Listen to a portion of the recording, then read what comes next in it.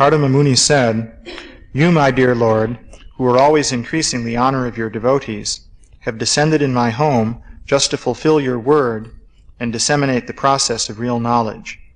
Report by Srila Prabhupada. When the Lord appeared before Kardama Muni after his mature yoga practice, he promised that he would become Kardama's son. He descended as the son of Kardama Muni in order to fulfill that promise. Another purpose of his appearance is Chakir Shur Bhagavan Gyanam, to distribute knowledge. Therefore, he is called Bhaktanam Manavardanaha, he who increases the honor of his devotees. By distributing Sankhya, he would increase the honor of the devotees. Therefore, Sankhya philosophy is not dry mental speculation. Sankhya philosophy means devotional service. How could the honor of the devotees be increased unless Sankhya were meant for devotional service?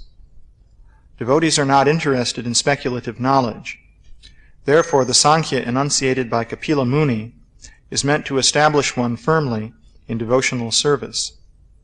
Real knowledge and real liberation is to surrender under the Supreme Personality of Godhead and engage in devotional service.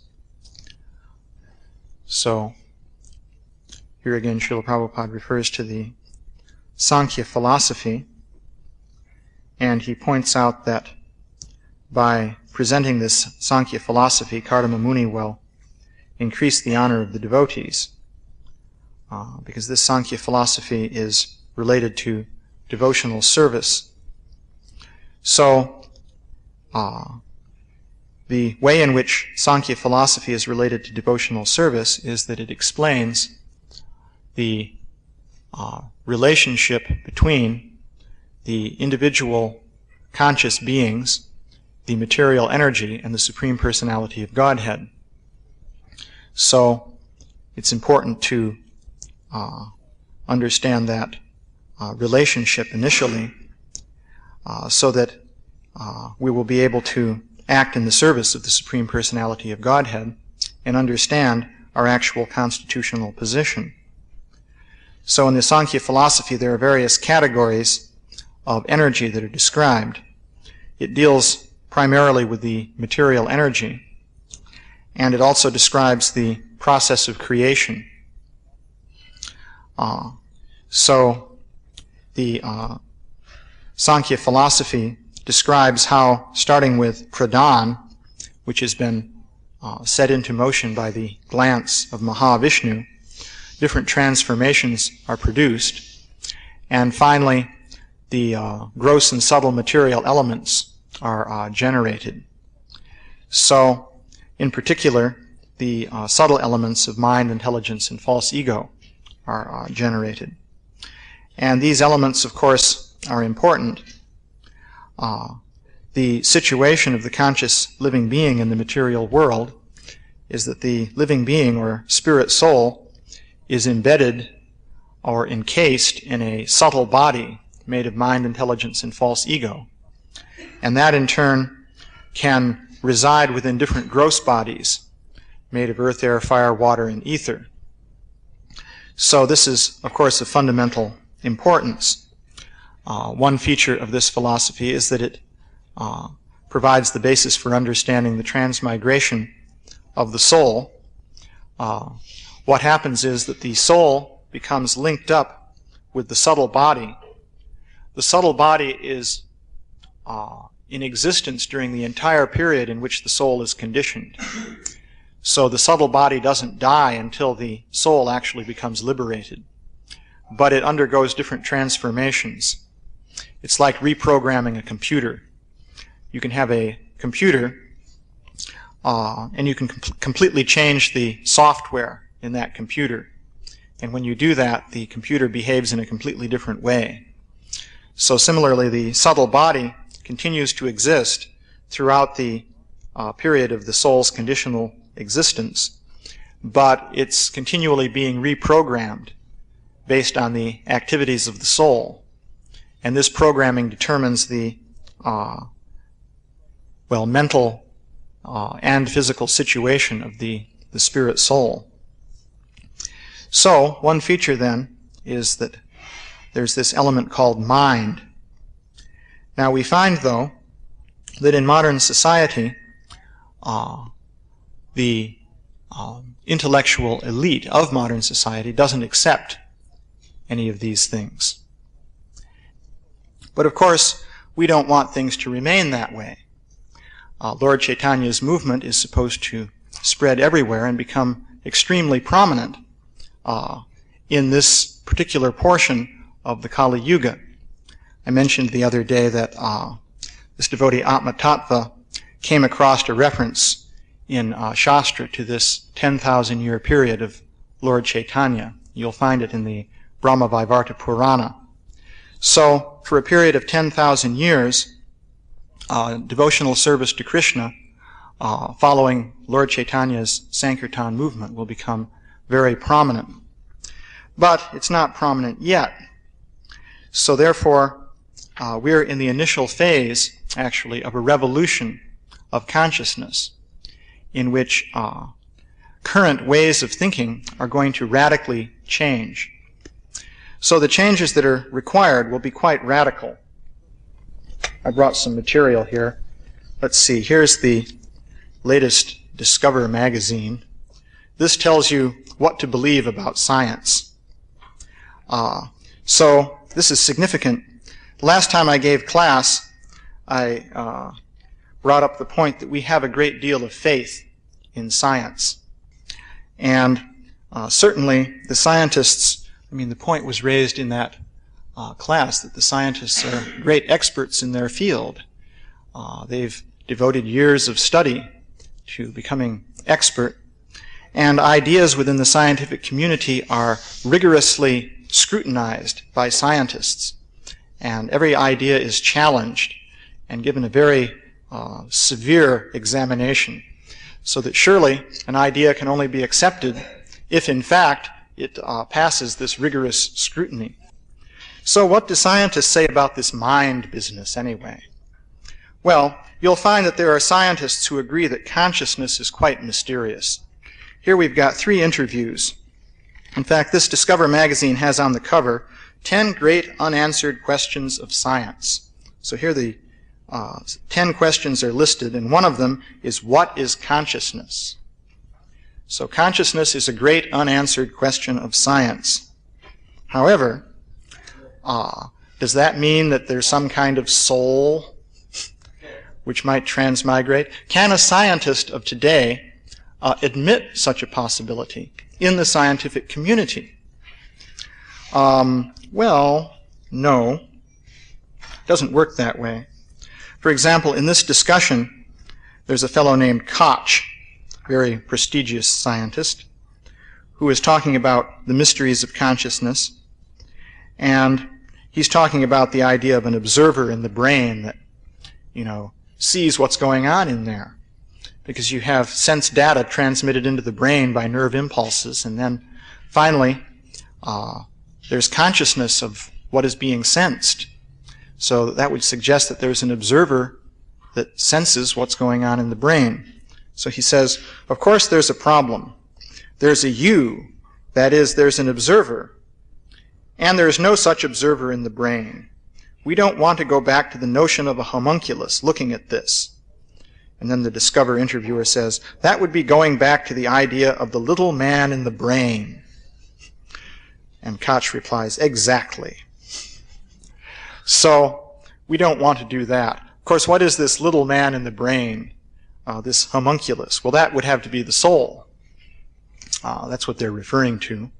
Some non-physical observer, or even a physical thing that could be an observer. It's more or less recognized, though, that a physical thing cannot be an observer, because a physical thing is a machine made up of little parts. And as soon as you analyze it, you see the need for an observer of that machine.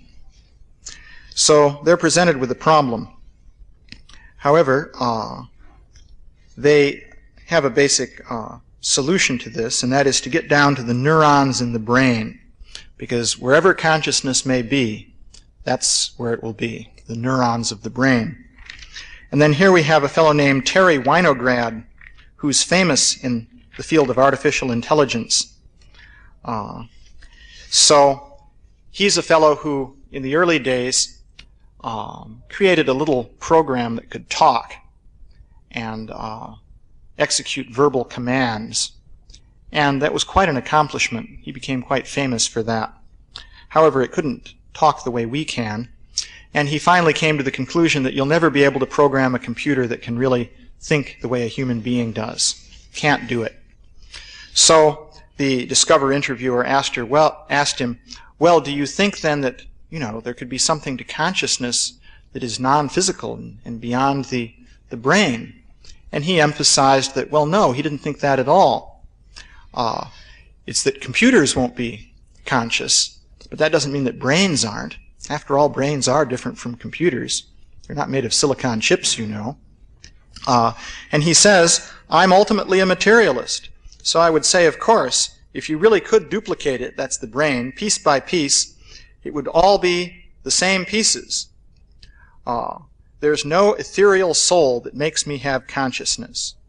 It is in the physical properties of my brain and my nervous system. So, in case there's any question about the possibility of any non-physical mind or soul, or ethereal soul as he puts it, no. That's not acceptable. Sorry. Scientists do not accept such a thing. What to speak of all the other things we might like to bring to their attention. So, I wanted to comment a little bit about the idea that these scientists really are so worthy of our respect and faith. Actually, they're not. Of course, Srila Prabhupada continually blasted the scientists. This folio program is interesting to use. You can put in words and strings of words and find out everything Srila Prabhupada said using those words.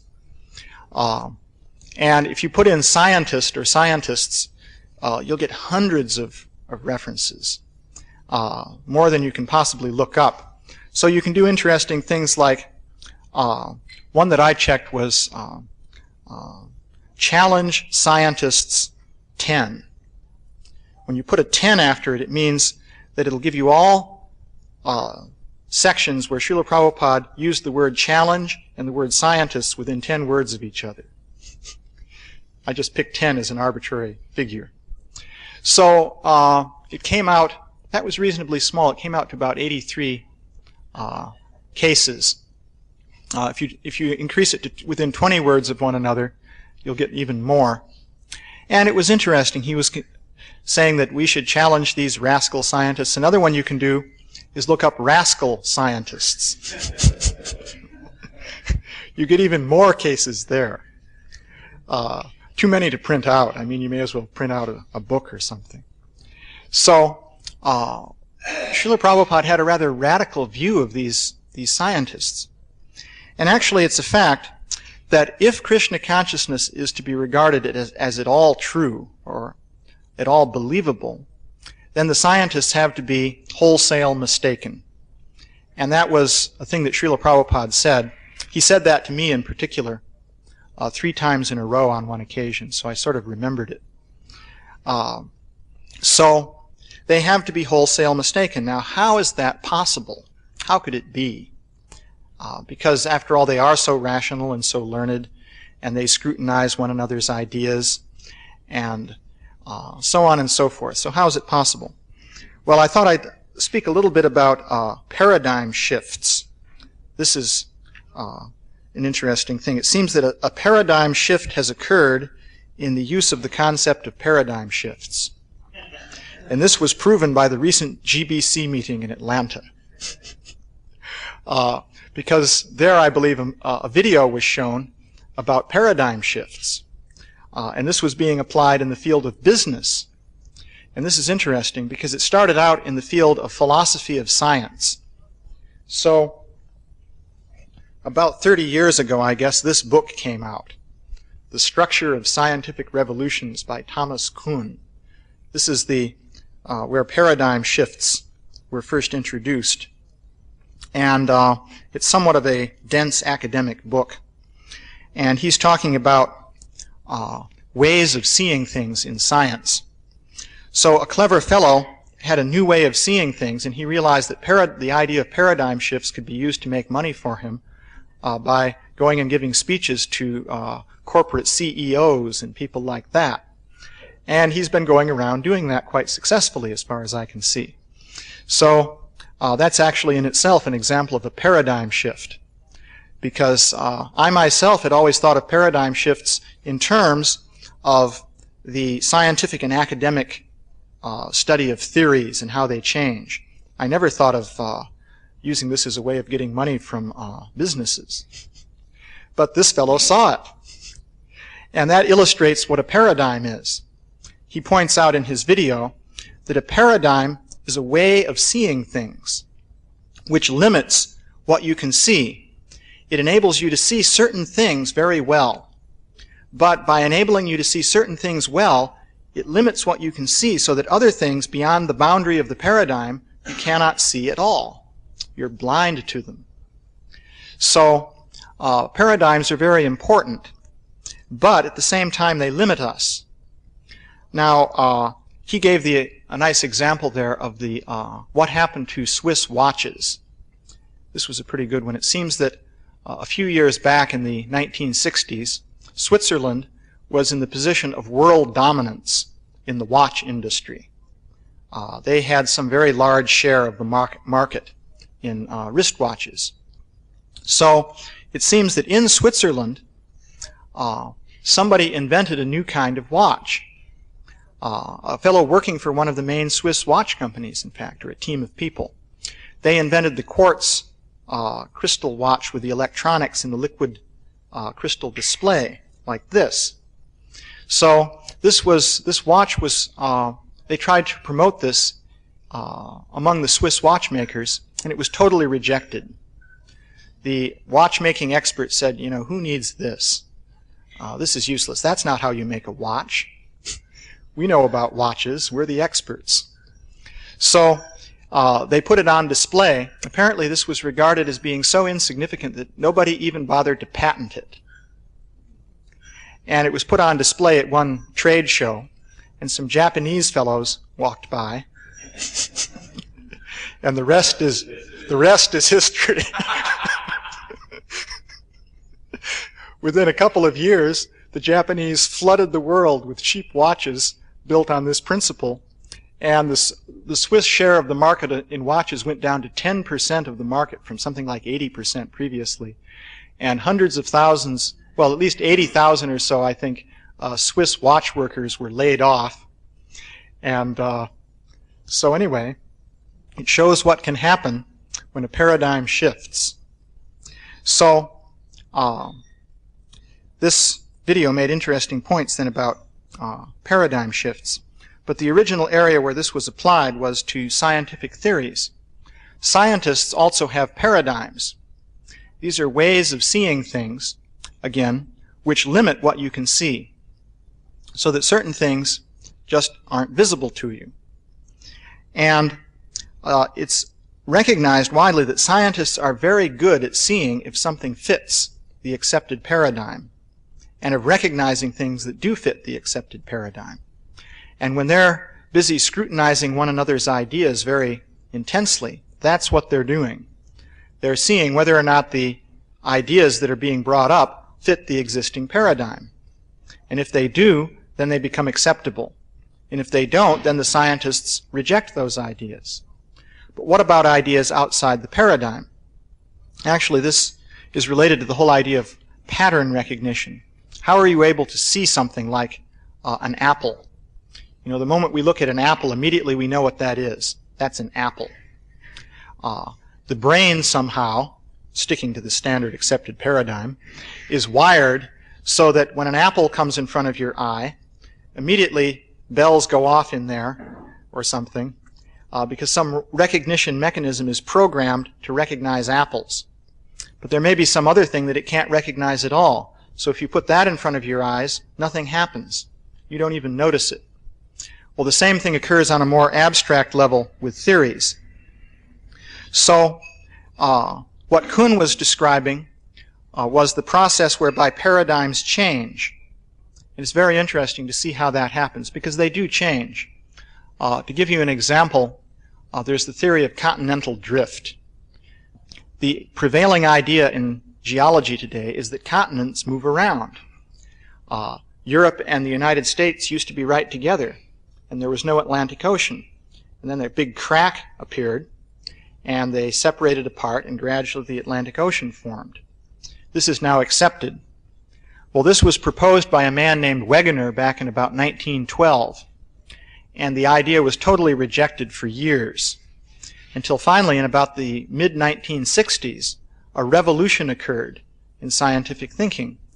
And after that revolution, continental drift was the established accepted view, in that now, if you don't believe in continental drift, you're considered to be unscientific. So this is what happens in science. You have a paradigm. The previous paradigm was, of course, that continents don't drift. They're rigidly, part of the solid stone floor of the earth, and the ocean floor. So how could they drift around? So that was the old paradigm. What happens when a paradigm shifts is that, first of all, anomalies have to accumulate. If everything fits the accepted paradigm, then people are never going to change it. So what happens is gradually anomalies accumulate, and initially the anomalies are rejected. And typically, if somebody wants to insist too much about the anomalies in the phase when they're being rejected, the person gets rejected along with the anomalies. In fact, the person becomes an anomaly. And this is done using the traditional method known as ridicule, which is a very effective scientific tool.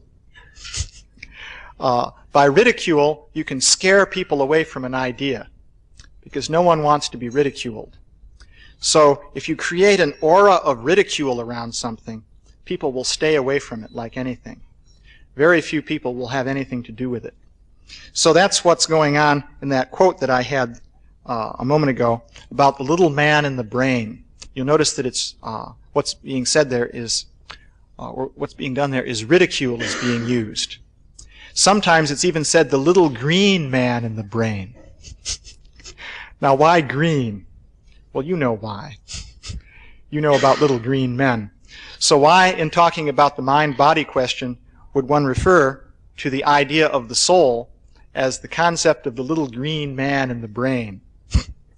Well, it's to make people laugh, so that anyone who seriously talks about such an idea will be laughed at, and therefore people won't talk about that idea. This is actually how it works. There's a great defender of scientific truth named Martin Gardner, who, by the way, is on the board of directors of PSYCOP. PSYCOP is the Committee for the Scientific Investigation of Claims of the Paranormal. So these people police the scientific world to make sure that no paranormal claims are accepted. And one of his aphorisms is that a horse laugh is worth 1,000 syllogisms. Yeah, one horse laugh is worth 1,000 syllogisms. So a syllogism is a logical step. Like, if A is true and A implies B, then B is true. So that's one step in logic. So he's saying that if you have an argument that you make using 1,000 syllogisms, a single horse laugh is worth all of that argumentation. In fact, it's better, because it's going to be hard to find somebody who's going to appreciate an argument with 1,000 steps. But anybody knows what a horse laugh means.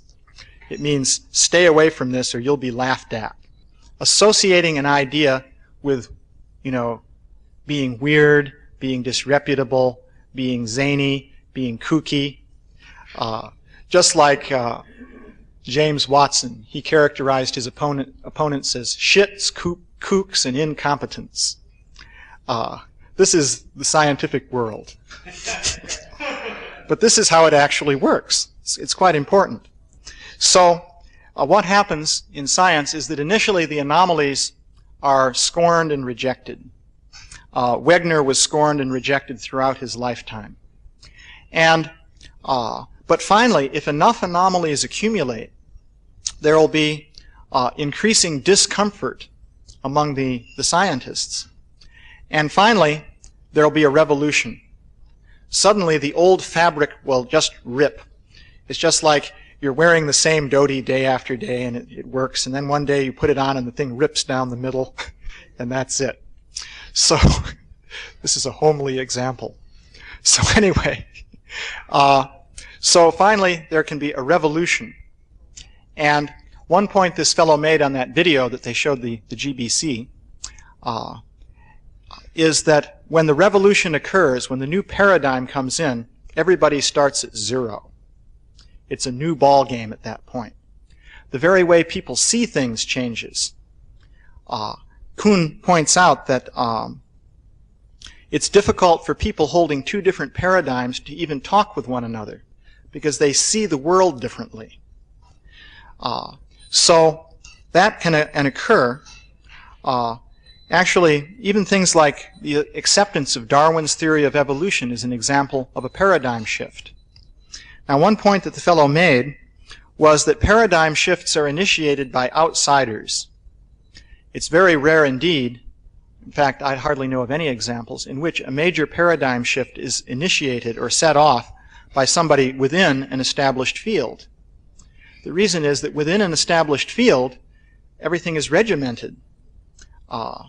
Your colleagues immediately will jump on you if you begin to deviate. So in that setting, it's very difficult to start a new paradigm. So to introduce the new kind of watch in Switzerland was extremely difficult. In fact, it wasn't possible there. An outsider had to do it, namely the Japanese. So the same thing happens in science. Paradigm shifts are brought about by outsiders. Now, Darwin, by the way, was an outsider. He, in fact, was a recluse, practically. He was independently wealthy because his father was a very wealthy physician. He never had to work a day in his life, and he lived in a comfortable Victorian mansion out in the countryside in East Anglia somewhere, and just worked on his researches. So another aspect is that for a paradigm shift to occur, a lot of anomalous material has to accumulate. In fact, what Darwin did was he spent 20 years building up his case. He finally wrote the most successful unread book in history, practically. Because whoever reads Darwin's Origin of Species, just a few people have ever read the thing. It's practically unreadable. It's packed with lots of facts. And a few people did read it, and they realized that, it's time for the paradigm to shift. Basically, the balance, the total mass of material, at that point shifted. There was a revolution in thought, and within, let's say, 30 years, Darwinian evolution was the accepted way for educated people to think about the origin of life. Yeah? I'm wondering, you're saying it was an accumulation of facts, sort of like on a fulcrum, it just so many anomalies built up, it just shifted. Yeah. I'm wondering if just accumulation of anomalies, that's enough, or how much has to do with social factors. Like I'm thinking of Christian consciousness and art as being shifting, as far as becoming a worldview that's accepted, the idea of there being a soul and paranormal things. How much, if you look back in history, when there's been these shifts in the worldview, the general public's worldview, how much of it is just facts? How much of it is social circumstances? Well, social circumstances refers to how people are seeing things. And that's related to the accumulation of new ideas, which are the anomalies. You see, a fact is an idea. One may think that a fact is one thing. That's hard, solid evidence, and an idea is a sort of nebulous thing in the mind. Actually, a fact is an idea. Because what is a fact anyway? It's just an opinion that somebody expresses. I may say it's a fact that the bones of Lucy were dug up in Ethiopia. But all I'm doing is giving you another idea. If you accept it, then it's a fact. If you reject it, then it's some crazy idea. So fact is just another kind of idea. But as ideas accumulate, people become aware of them, And at some point there's a critical mass. So it is social. The process of the paradigm shift is a social process, but it's a process involving ideas, how people think about things. In the case of Darwin, so many different ideas. The idea that the world works mechanically, that had to seep into people's thinking. Initially, that was very foreign to Western thinking. Newton triggered off a big paradigm shift in that area, and he was back in about 1650. Darwin's revolution occurred about 1850. So the mechanical idea of things began to seep in. Old ideas such as the existence of angels as something real gradually were fading away. What's his name? Boyle, the inventor of Boyle's law, literally believed in the reality of angels. And that was part of his traditional belief system. He wasn't a radical. But in his day, such things were still believable. So gradually those were going out and the mechanical concept was coming in. Fossils were being studied. Dinosaurs were being excavated. And big public exhibitions of dinosaurs were being created. Just before Darwin's time, in the Crystal Palace near London, big iguanodon sculptures were being created and the public was touring through. And the concept came that the world used to be different from what we think it is now. There were these monstrous creatures and so on. So all these things begin to percolate into people's thinking. And finally, it seems you get a critical mass where there are enough anomalous ideas that didn't fit into the old way of thinking, that the old way finally breaks. And then you still need, though, somebody to work hard to introduce the new theory. It's not that it's just going to happen automatically, but you have somebody like Darwin who did research for years and years, really working to make his case. And then you have people like Thomas Huxley. Thomas Huxley, instead of doing research for years and years, he was a very great debater. He took Darwin's material and he went out and lectured everywhere and beat people in debates. The famous one was when he beat Soapy Sam Wilberforce, a big Anglican bishop, in a public debate, and made a fool of the man. So at that point the balance shifted. And the new paradigm became established. Even so, there was great resistance. There was a period of controversy. Darwin didn't publish his work for 20 years because he was afraid of that controversy. He was afraid of what they would do to him, call him all kinds of bad names and just make life hell for him.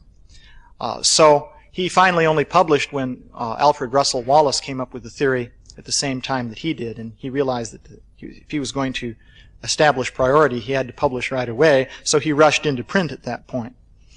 So that's another factor. There's a period of controversy. The pioneers are going to be called bad names. This is a thing that has to be recognized. If you want to be the pioneer in a paradigm shift, the point man on the leading edge, you're going to get a lot of flack. The people who follow afterwards will be in a much more comfortable position. It's just like the Marines going in to the enemy lines. The first guys really get shot at quite a lot. So this is the nature of the paradigm shifts. So the same thing applies with us, which is of course why I brought up this whole thing, because we want to bring about a major radical paradigm shift. And so that means in every way we are fundamentally challenging how people think. And Srila Prabhupada laid the groundwork for this by pointing out that the accepted scientists are wholesale mistaken. They're really off. And that means a lot of anomalies have to accumulate. And they have to be brought together and explained and broadcast into people's consciousness on a massive scale. So that's one of the things that we have to do. We have to recognize that a radical position is required. And we have to be prepared to defend a radical position. And that means also we have to be prepared for all the ridicule and abuse that initially comes with that. Kardama Muni said, "You, my dear Lord, who are always increasing the honor of your devotees, have descended in my home just to fulfill your word and disseminate the process of real knowledge. Purport by Srila Prabhupada. When the Lord appeared before Kardama Muni after his mature yoga practice, he promised that he would become Kardama's son. He descended as the son of Kardama Muni in order to fulfill that promise. Another purpose of his appearance is Chakir Shur Bhagavan Gyanam, to distribute knowledge. Therefore, he is called Bhaktanam Manavardanaha, he who increases the honor of his devotees. By distributing Sankhya, he would increase the honor of the devotees. Therefore, Sankhya philosophy is not dry mental speculation. Sankhya philosophy means devotional service. How could the honor of the devotees be increased unless Sankhya were meant for devotional service? Devotees are not interested in speculative knowledge. Therefore, the Sankhya enunciated by Kapila Muni is meant to establish one firmly in devotional service. Real knowledge and real liberation is to surrender under the Supreme Personality of Godhead and engage. So the subtle body doesn't die until the soul actually becomes liberated, but it undergoes different transformations. It's like reprogramming a computer. You can have a computer and you can completely change the software in that computer. And when you do that, the computer behaves in a completely different way. So similarly, the subtle body continues to exist throughout the period of the soul's conditional existence, but it's continually being reprogrammed based on the activities of the soul. And this programming determines the mental and physical situation of the spirit soul. So, one feature then is that there's this element called mind. Now we find, though, that in modern society, the intellectual elite of modern society doesn't accept any of these things. But of course, we don't want things to remain that way. Lord Chaitanya's movement is supposed to spread everywhere and become extremely prominent in this particular portion of the Kali Yuga. The Sankhya philosophy describes how, starting with pradhan, which has been set into motion by the glance of Mahavishnu, different transformations are produced, and finally the gross and subtle material elements are generated. So, in particular, the subtle elements of mind, intelligence, and false ego are generated. And these elements, of course, are important. The situation of the conscious living being in the material world is that the living being, or spirit soul, is embedded or encased in a subtle body made of mind, intelligence, and false ego. And that, in turn, can reside within different gross bodies made of earth, air, fire, water, and ether. So this is, of course, of fundamental importance. One feature of this philosophy is that it provides the basis for understanding the transmigration of the soul. What happens is that the soul becomes linked up with the subtle body. The subtle body is in existence during the entire period in which the soul is conditioned. I mentioned the other day that this devotee Atma Tattva came across a reference in Shastra to this 10,000 year period of Lord Chaitanya. You'll find it in the Brahma Vaivarta Purana. So, for a period of 10,000 years, devotional service to Krishna following Lord Chaitanya's Sankirtan movement will become very prominent. But it's not prominent yet. So therefore, we're in the initial phase, actually, of a revolution of consciousness in which current ways of thinking are going to radically change. So the changes that are required will be quite radical. I brought some material here. Let's see, here's the latest Discover magazine. This tells you what to believe about science. So this is significant. Last time I gave class, I brought up the point that we have a great deal of faith in science. And certainly the scientists, the point was raised in that class that the scientists are great experts in their field. They've devoted years of study to becoming expert in devotional service. So here again, Srila Prabhupada refers to the Sankhya philosophy, and he points out that by presenting this Sankhya philosophy, Kardama Muni will increase the honor of the devotees, because this Sankhya philosophy is related to devotional service. So, the way in which Sankhya philosophy is related to devotional service is that it explains the relationship between the individual conscious beings, the material energy, and the Supreme Personality of Godhead.